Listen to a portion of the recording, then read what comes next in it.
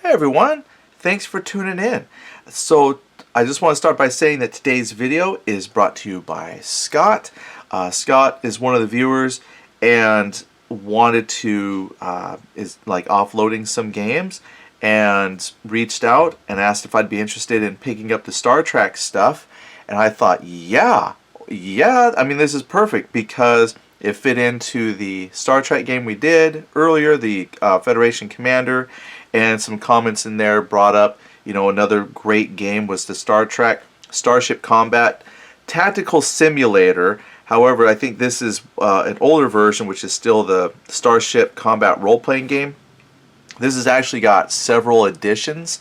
This is second edition. When I was younger, I had another one that didn't even say what edition. It was just simply said like the Star Trek Starship Tactical Combat Simulator. So I'm not sure what year all the different versions came out. However, I was pleasantly surprised that when I was reading through like the rules, it looked exactly like what I had before. So this was really awesome, and it really fits into the classic game because it's an older game. I think a lot of people have played this version of Star Trek. There are other Star Trek games out there. Of course, the big one is Starfleet Battles, and then you've got like Federation Commander, and then there's FASA, and then some other companies have done some other smaller games as well. But I think this one from FASA was probably one of the more other popular versions. I really liked this one because it brought in aspects of like the next generation, whereas like Starfleet Battles, their licensing, and I don't know all the nuances of it, right? But their licensing was more in line with like the classic stuff, the original series, and what you had here was they could do some of the classic stuff, and they could do like anything in like the TV show, movies, stuff like that. So it brought in a lot of the newer things too. So I thought this was a very round system, and it tied in with some of the role-playing games that were out at the time. So we're going to look at some of the stuff here that Scott sent. So again, thank you, Scott, for the donation. So here's the box. Yep, it has seen some better days, but still here. When I deal with an older game, I know I mention this every time. One of these days, I will have like white museum gloves. So there's the back of the box. Take command of the bridge in this exciting role-playing game of Starship Combat. Be the captain or a senior officer in the USS Enterprise, a Romulan bird of prey, a Klingon D7 cruiser, or one of 20 different ships from the Star Trek universe. Or you may choose to be a fleet admiral commanding several ships, plotting with your sub-commanders to hide in asteroid fields, lay traps with deadly gravitic mines, or battle for planets in this fast-paced game. The options are unlimited, so choose your role. Add action of Starship Combat to your campaigns. Yeah, that was one thing I really liked about the system was you even just when it didn't say role-playing on it, but it had elements where you could play like the engineer, and you had this special paper that had engineering sections and helm control, and it was very cool if you had like several people playing together to run a ship on paper and then have it battle out against other ships. It was really, really cool. So let's open it up here. Alright, so I'm going to set that off to the side, and this here is the main rule book. So Star Trek 3. Yeah, so I think the version I had maybe was a little bit later because it stripped, in the title at least, references to Star Trek 3, and it was just simply Star Trek. So this is probably like a little bit older because kind of tied into the third movie. Yeah, let's see here, 1985, at least for the Paramount movie part, 1985. Let's see if there's I don't know if they'll have a separate year for the book itself, but I'm just seeing copyright 85, drawing here 85. Shift over for you a little bit. So this is probably around the year 85. Yeah, there's tactical displays. Here's a sample one. I don't know. I had to look and see. I did look through this material before I brought it on camera, but I don't remember now if this showed the I think there's a separate book in here, the master panels, where you'll see like you can have different displays for different crew positions. So there's weapon tracks. There was a basic game which was just a couple of pages long, just enough to get you going. Yeah, movement in here. I remember this when I was playing as a kid. I liked the movement in this one better versus Starfleet Battles.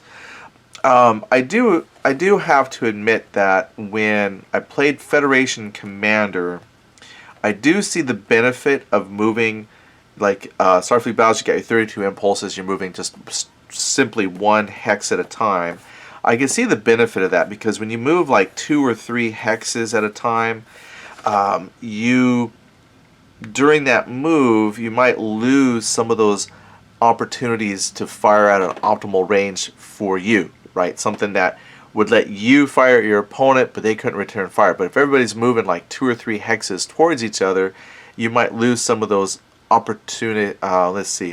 those ideal opportunities to shoot at folks because you're closing the distance so fast.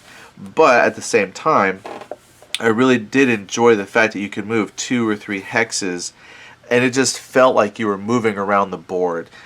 So I don't know. It's up to each person to decide what movement type they like. But I just remember when I played this, when I was younger, the Starfleet battles just seemed so inaccessible to get into, even though at that time they probably didn't have the super binder thick rules, but they were becoming very rules heavy for when I got in.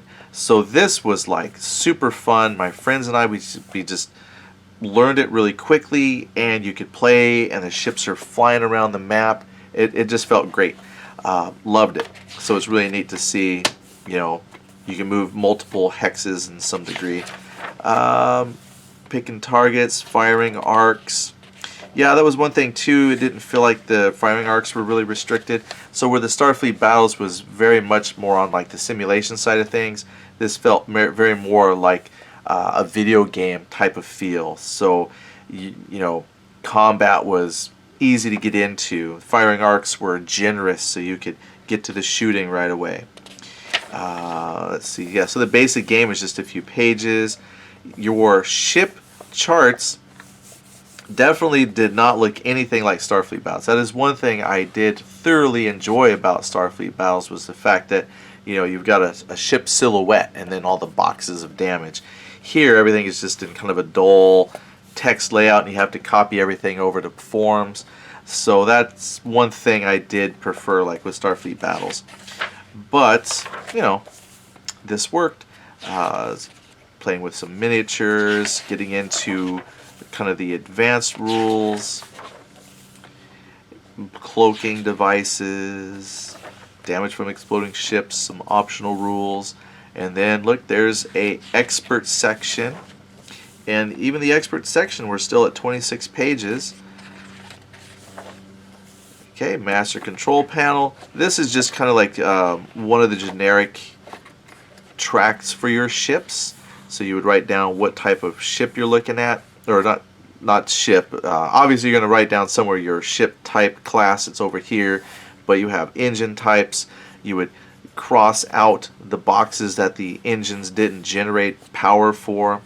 You could write down your weapon system. So basically you had to take the data that was listed here and copy it all over here. Which is fine. It took a couple minutes, but once it was done, and you could play. Power to movement, power to shields. Yeah, that was one thing I liked about shields in this game. I think the combat here felt more like watching the TV series, and Starfleet Battles definitely is like the simulation war game side of things. This felt like watching the TV show because shields regenerated quickly. You always, I don't know, it kind of reminded me of the TV show sometimes. It just felt like shields were there when you needed them, kind of a thing. I mean, obviously they would drop and your ship could take damage at some point, but it definitely felt more can't really think of a good word, robust. Your ships just felt like they could easily, gosh, words are hard, but maybe like just more easily direct power to where you wanted it to be. So in weapons and shields and things like that, it just had an easier flow with the Star Trek combat simulator than Starfleet Battles. Starfleet Battles, because that simulation feel, it's all very, very regimented, which I think is great. It's fun when you want to get into that level of detail. But again, if you're just trying to maybe replicate the show and the fast-paced Starship combat, this handled it very, very well, and for a lot less rules. But let's see, there's some command and control. Not sure what this is getting into. Oh, this is for getting into the different roles. So the first part of the book is the Starship combat part, and then here you get your different roles. There's the captain, chief engineer, helmsman. So this is the role-playing aspect. In the version I had, all of this was there, but they didn't really emphasize that as a role-playing aspect. It was just like another way to play, which I thought was pretty fun. Here you've got so you got the roles and then how to play the game with that aspect built in. So that's cool. Hints on play, Kobayashi Maru, Starship data and combat charts. Okay. Yeah, got to photocopy all this stuff here. Yeah, I think the rule book I had, it wasn't a staple bound. It was actually maybe a little bit, I don't know if it was much thicker, but it was like a perfect bound. So it felt like a book. But yeah, I remember this chart here. And what was cool was, so I liked this because there was a lot more granularity with the different like weapon types. So there's a lot of different weapon types that you might have access to, and then, you know, based on your range. It also felt like the range, yeah, this is like 24 hexes, so if you had like a Y20 phaser or weapon, probably on like a star base, but out to 24 hexes, it just felt like, you know, things could shoot further. It always felt like with Starfleet Battles, I had to get like super close. There wasn't ever any kind of standoff battling. Everything had to get pretty close to each other and like drive-bys, and you had to worry about how to turn and a lot of complications with that. But again, this just had such a fluidity to it that it made it really fun to play. Oh yeah, here you go. Here's some of the different ship types. Yeah, so like an Excelsior. See, I just really liked playing with some of the new ships, so I always thought that was really cool. And also they've got my favorite, the Birds of Prey. Alright, well that's the big rule book there and some of my reminiscing. Alright, now I was also pleasantly surprised to open this and find some books that I had that I don't have anymore. But I did have the Starship Construction Manual, so I loved it. I did spend time trying to build ships, but of course I tried to make them all uber ships with maximum amount of energy and shields and weapons, and probably made stuff that was not very friendly to play against. You know, went well beyond the limitations that you're supposed to have, like cost and things. So you really build just about any ship that you want with this system. It's very cool. But I think the idea was to find balance with it, you know. Nope, we just tried to overpower everything, which was fun. I did not mind. But there's a lot of options in here. So you got pick your ship types, lots of different types of warp engines. Yeah, that for a paper product, fantastic. And you know what I mean by that for a paper product is, you know, a lot of stuff now has all got spreadsheets and online generators and things like that. But for a book of its day, I thought it had a lot of really cool stuff in here to look at to put on your ships. Yeah, and that was something too I'm remembering. I don't remember in here so much, but there was really no emphasis on things like sensors and labs and whatnot. I know with Starfleet Battles, you have a lot of that put in there because, you know, like the show had that, right? The show, they've got science labs and different things. And I appreciate the fact that Starfleet Battles then took the time to find things you could do with your labs. Like, okay, great, I got a lab box, but who cares? It's just a point of damage absorber. But then they actually gave it things that you could do, so you would not, feel like it was a waste of a space, or you would feel its loss. Here, pretty much engines, shields, weapons. That's about it. Hull points. So getting into by group type, so different federation of planets. So movement. Lots of things here with the engines tracking power and its movement point ratios. So that's pretty cool. Impulse engines. Let's see, maximum shield powers, phaser beam weapons. Yeah, lots of stuff. Then get into Klingons. So yeah, here's basically all the data tables for the different components. Yeah, and I didn't even mind so much that most of the focus was on Federation, Klingons, and Romulans. So here's some Orions, but there wasn't like a whole bunch of other stuff. Like I don't remember them having Kzintis. Yeah, here's Gorn, because that was from the show. Maybe they got Kzintis. I don't know. I don't even know what that's from, really. But it does have some. Yep. Photocopy these forms. Yeah, it looks like someone tried making up a ship. But yeah, it's nice they included a few, but I remember going to photocopy stores like Kinko's, like make lots of copies of these things. Alright, so Klingon. I had this one too. Klingons were one of my favorites at the time. So I like this because, you got your various line drawings of the ships, and then all the data, little history on them. But there were a lot of ships in this book, so I always enjoy just reading through there. The D7, a lot of its variants, D4s. I think they just look so cool. The Stronger Bird, Death Cruiser, Sting Tongue. Yeah, always so friendly sound. I like this. I like the look of that one. D18. Okay. Oh, here you go. Klingon recognition silhouettes. Timeline. The Grim Reaper. Nice. There's a saber.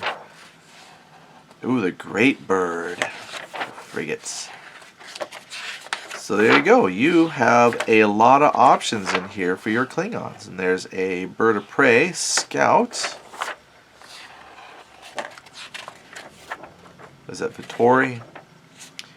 Oh, Strong Victor. I saw the Vittori. I was like, oh, they brought Italians in here. But yeah, a lot of weird stuff too. I have no idea. I wonder how much that comes from like the old series, and then how much that is just totally made up. And some silhouettes that you can copy and print out. That way, if you don't have tokens, they got some tokens right there. Romulan, and I did have the Romulan one as well. I wish I had kept a lot of that stuff, but this is great to have it back though. Romulan Navy, Nightwing. Yep, they were a big focus on birds. Which is interesting because I guess their planet had birds too that were very similar to what they had on Earth. So, or that's just what we named them. When I say we, Earth people named them, but they did all look kind of like birds of prey and whatnot. Night flyers. Oh, hey, look, bird of prey. Cruiser, Stormbird. Yeah, I don't know a whole lot of Star Trek history, but I guess there were some minglings with Klingons and whatnot, because that looks like a Klingon ship there. A little bit of history if I wanted to read up and find out how they got it. Wing Defender. There we go. This one I haven't seen in a long time. I think it was a Buck Rogers episode where he had like a hawk friend whose ship looked like a bird, and like one of the episodes it has talons and it like latched onto somebody in their cockpit. I don't know, so many years ago, but that's what that reminds me of. Might not look anything like that, but now I gotta remember if that was really Buck Rogers and if that really did happen, or if that was a movie or what. But now I gotta remember. Oh, there you go. Timeline. When were these ships active? There's your silhouette recognition guide. The Death Talon, Bright One, Fireswarm, the Monducom, Mular, Protector. Yeah, definitely some really interesting looking ships here. And another Klingon bring over, Bird of Prey. I think probably the biggest difference is they got cloaking devices on a lot of these. But I do like that they spent a lot of time coming up with ships for the game. And there's some bases. And then again, print, put that on some cardstock, boom, you got counters you can play. Because there's probably some ships in here you would love to play with that they don't make miniatures for. But, you know, don't let that stop you. Now, this had a lot of Federation stuff. I think, if memory serves me well, there was like a Federation recognition guide. And I think I had a Federation recognition guide. This fits more in line with the Star Trek 3 theme. So this probably came out about the same time as the base box. I think. Not sure, because it's Star Trek 3. But I think I had one that was just kind of a Federation one. Oh, this even got stamped. Oh, library. I didn't know that first time through. Anyway, here we go. Officer's orientation. But yeah, this pretty much has a lot of your Federation stuff in it then, which we'll get to here in a second. Yeah, I didn't have this book, so this is very cool to have. I love seeing all the gadgets and tech from the movies. At the time, it looked very futuristic. Now I kind of look at it, kind of laugh. But there's an Excelsior. Yep. The Enterprise. Heavy cruiser. Ah, they look so good. Yeah, Federation ships, I think, for the most part, for me, I think they were my favorite to look at. Oh, there's some Klingon stuff in here. Oh, the personnel file. This must go, I think, because FASA had a role-playing game, so these are probably the FASA stats for the FASA Star Trek role-playing game. Lost and Presumed Dead. There's your adventure. Yeah, Star Trek role-playing game. Now I just got to get a hold of the FASA Star Trek role-playing game. Cast characters. Alright. Game Master notes. Oh, don't pause and read. Don't want to spoil the surprise. Weapons table. What do we got? Attributes, pre-academy skills. There's something there. This revised form replaces that in 2nd edition rule. Ooh, updated. Ooh, nice picture. Sweetness. What else do we got? Boy, this box was chock full of stuff. Let's see here. I think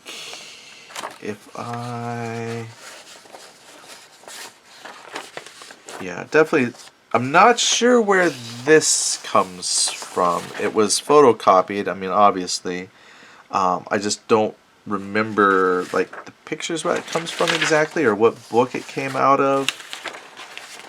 And they're back to back, so like you could flip it like a book. So I'm just trying to remember where some of that comes from. This looks like information from the big book that I had. Maybe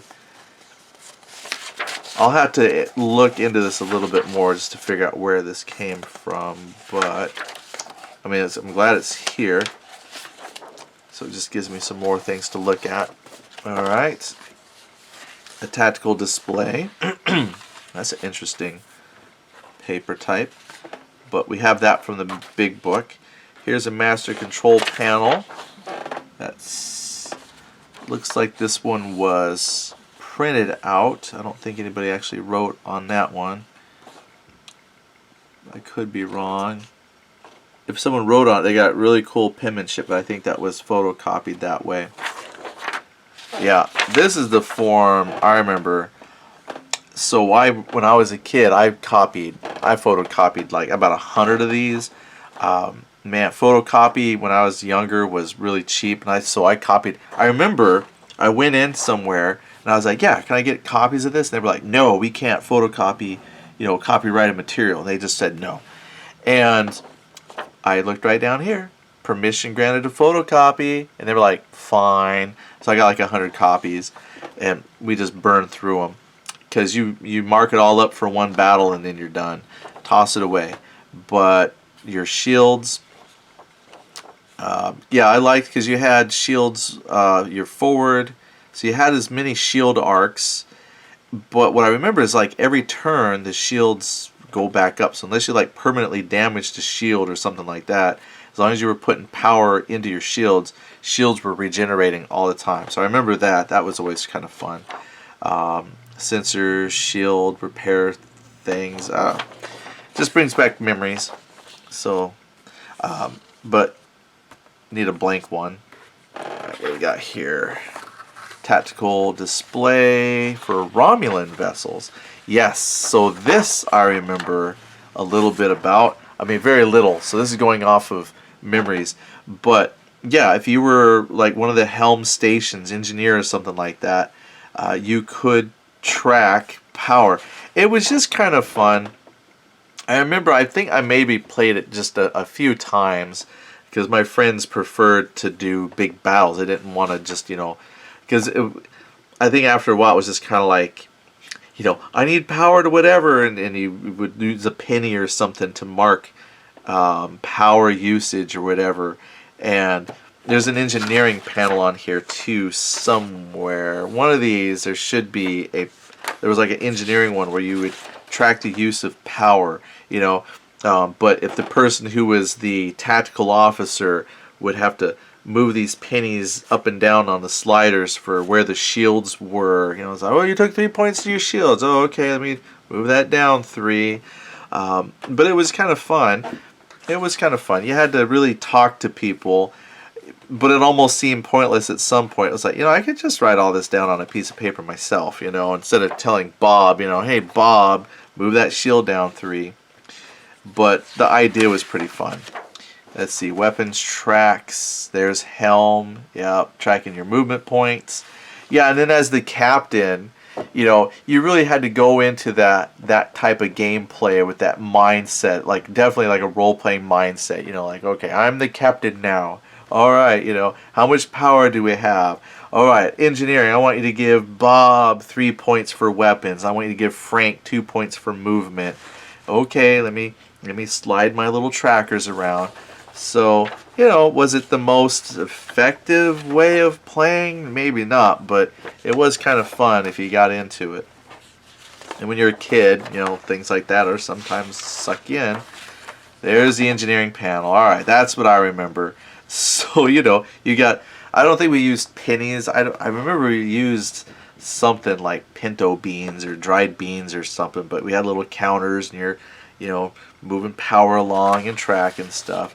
So, good memories. Here we have a timeline. All right, looks like that came out of a book. Here's another timeline. We've got another damage control. Well, that's pretty in-depth. Master control panel. Oh, this is also from a book here, I can tell. And we've got a map. Yep, this was taped together. I like this. I could definitely see using this with another game that I have that I'm trying not to reference too often. But just because it kind of a little bit larger hexes. And I like how he reinforced the creases. Yeah, maps always, that's the only reason I don't like paper maps sometimes is they crease and die, but I like the fact that it's reinforced with tape, so thank you for doing that for me. Here's some ship construction forms that we got. And one last book, Master Control book. Now what do I remember from this? I don't remember mine having this, but here you go. Here's where those ships are. I don't remember having this in the version that I had, but this is great. The ship's already filled out. That is perfect. I could photocopy that and boom, there you go. Already filled out. I'm very happy with that. They left you where you can put your captain's names, captain's skill rating, federations. Yeah, that's awesome, actually. That is very cool. Wow, a lot of federation. Here we go. Klingon, D7s, your engine types, impulse, your warp.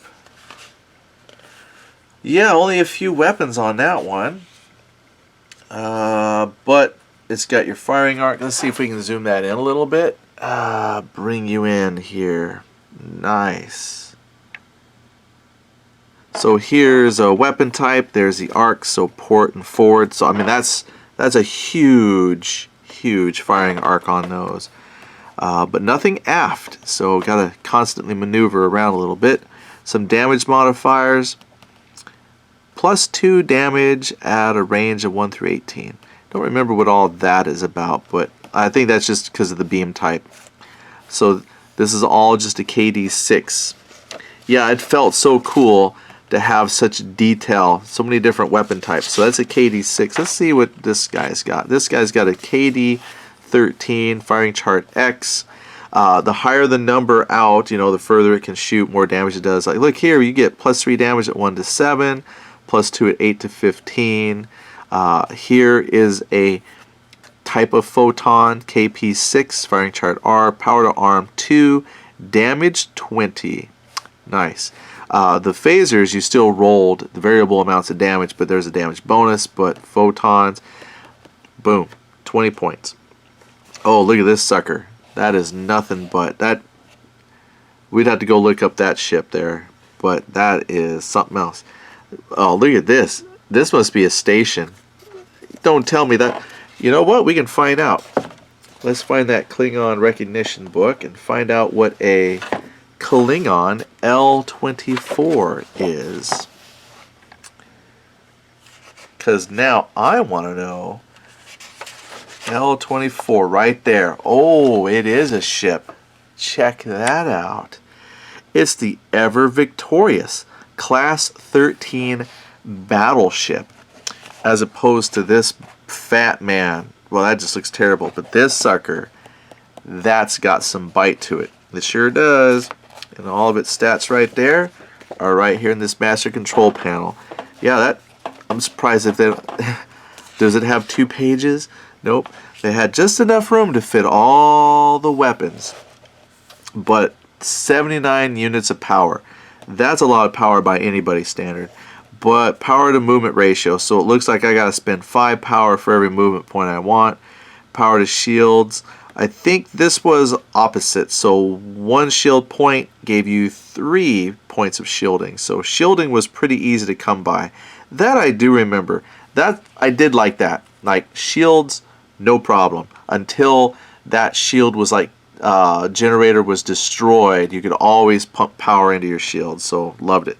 Movement points you're gonna spend, sensor status. Engine type, stress charts, like if you're doing, I don't even remember, superstructure M. Some of these things I really don't remember, but it is cool to see. Oh, he's got a couple aft weapons on there, which is good. Yeah, that is so cool. Well, great.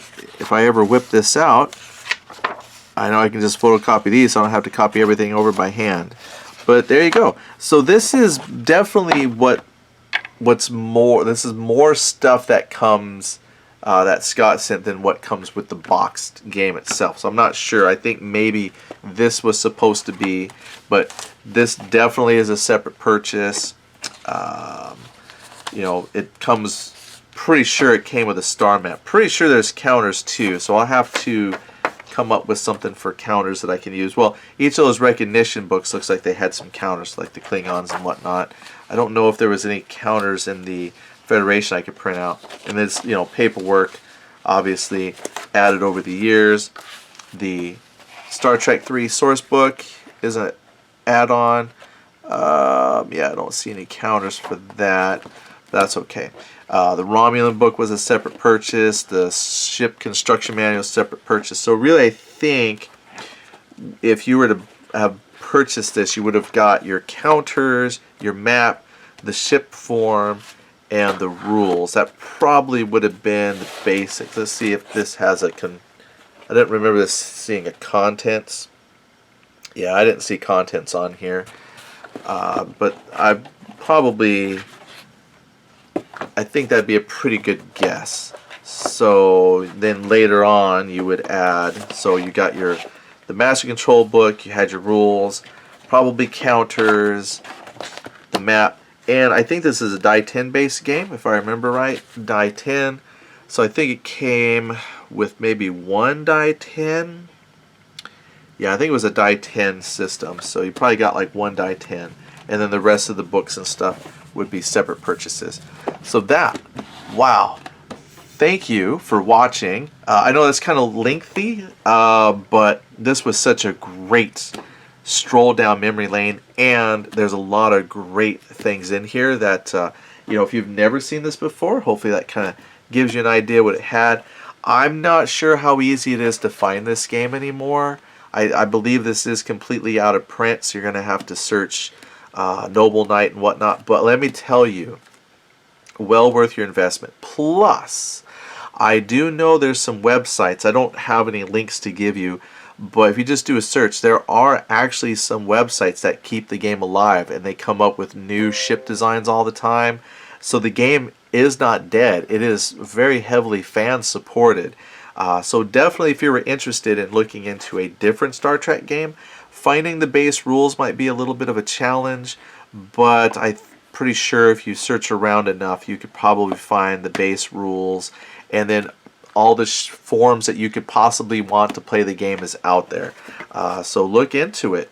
You might not get the box, but you can get everything you need off the internet to play. So well worth it. So again, thanks for the donation, Scott. Really appreciate it. And I will see you all later for another classic game lookup. Bye.